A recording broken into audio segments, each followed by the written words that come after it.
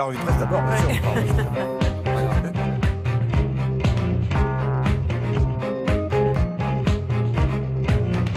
Et voilà, Sylvie Adigard avec une barbe, dis donc, et puis une cravate. Non, on va parler de la revue de presse d'abord, mais attention, c'est une revue de presse culturelle qui commence par le cinéma. Oui, par le cinéma. Et un film salué par presque tous les journaux, c'est le dernier Ken Loach.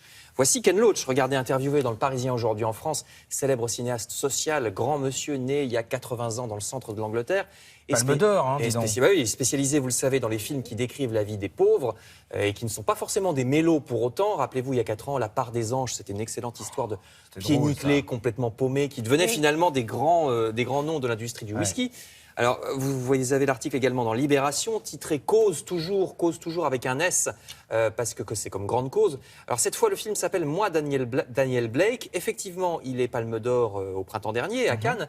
Ken Loach dit d'ailleurs qu'il adore quand il a des récompenses, parce que les snobs qui ne l'aiment pas, parce qu'ils trouvent qu'il fait du larmoyant facile, vont quand même voir son film, parce que c'est la Palme d'Or. Charlotte a eu l'occasion d'ailleurs de l'interviewer. Elle aime bien, oui, et on l'a diffusé cette semaine dans Télématin. Alors, le film, cette fois encore, critique la politique ultralibérale en Grande-Bretagne. Vous savez, cette idée que les chômeurs sont des feignants, alors qu'en fait, le film montre que cette vision est simpliste. C'est l'histoire d'un homme qui travaille sur les chantiers, qui a fait une crise cardiaque, qui va se retrouver au chômage, et à partir de là, il va être renvoyé de services sociaux en services sociaux.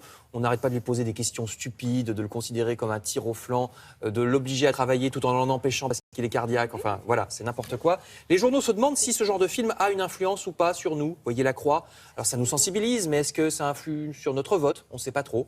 Je vous renvoie aux nombreux articles qui en parlent dans la presse de ce matin. Et puis surtout au film, qui est encore... Oui, évidemment, il faut aller en salle, voir le film. Toujours du cinéma, mais un autre genre, cette fois dans le Figaro, vraiment un genre à part, puisque c'est un film entier consacré à une peinture, Le Jardin des Délices, triptyque de Jérôme Bosch, vous savez, grand peintre classique hollandais du XVe siècle.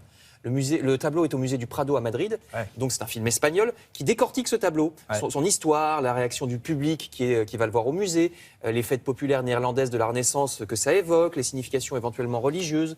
C'est souvent des scènes de foule, vous savez, Jérôme Bosch, un peu carnaval. Donc l'article est dans le Figaro et le film est en ce moment dans les salles, lui aussi vous pouvez aller le voir. Également pour les contemplatifs, cette fois ça se passe à Nice, article dans La Croix. Si vous ne connaissez pas le musée du sport, c'est l'occasion, musée national du sport installé dans le stade de Nice. Le musée fait un appel aux mécènes pour accueillir ce tableau, vous voyez, parce que c'est un tableau de 1927. C'est l'un des premiers qui représente un athlète noir. Et en plus, juste après, en 1936, il y a la fameuse affaire Jesse Owens, vous savez, au JO de Berlin, athlète noir dont les succès vont exaspérer Hitler. Donc l'intérêt historique de ce tableau n'est pas à démontrer. Puis c'est l'occasion, si vous êtes sur la Côte d'Azur, d'aller visiter ce musée national du sport, où on voit notamment beaucoup de tenues historiques portées par les grands champions, des tenues de sport. Ce qui m'amène à cet article du Parisien.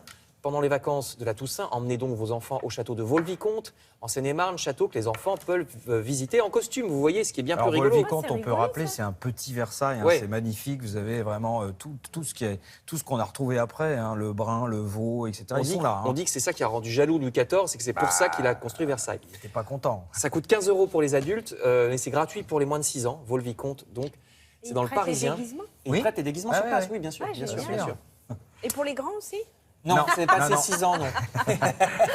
Sylvie vous laisse déguiser. Alors, la gratuité, c'est jusqu'à 6 ans. La marquise d'Adigard. Les déguisements, je pense que ça va un peu au-delà de 6 ans, mais pas jusqu'à 30 ans. Attention. 30 ans. Enfin, je termine par une pensée que la plupart des journaux ont ce matin pour François Mitterrand, l'ancien président de la République, puisque nous sommes le 26 octobre et qu'il aurait eu 100 ans. Aujourd'hui, et oui, premier président de gauche de la Ve République, il était né à Jarnac, en Charente, le 26 octobre 1916.